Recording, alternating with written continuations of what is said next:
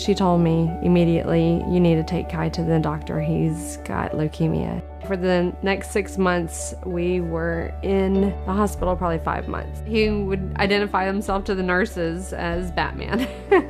So he took that strength, that courage that Batman has, and he related it to himself. When Bruce Wayne was a boy, he saw his parents murdered before his eyes. In the belief that one person can make a difference, Bruce Wayne became the Batman.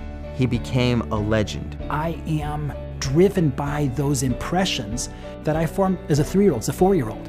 And that was watching Batman and reading Batman comic books. He's able to take this tragedy and make it the source of his great power. This character is in the consciousness of so many people. Every kid who loved Batman, they'll tell you the same thing. He was human, that he had no superpowers.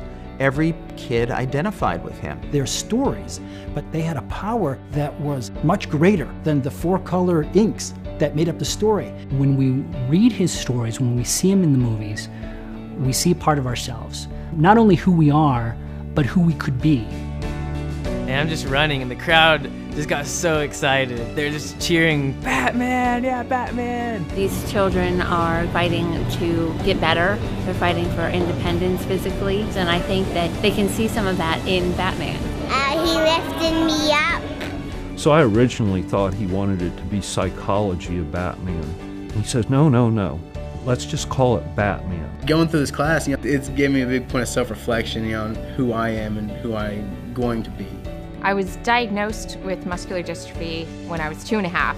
I would dream that I would wake up with superpowers one day, and when you realize that's not going to happen, you say, well, wait a second, Batman doesn't have any powers.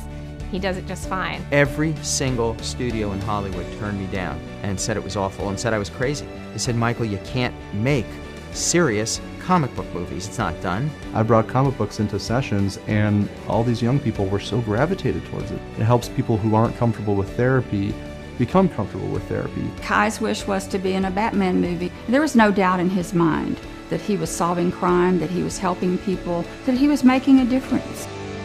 A person very often will get to the point they'll say, I've exhausted my potential. I can't do any more. There's nothing more I can do. But the lesson of the Batman, to me as a kid, was, you know what, you haven't even begun.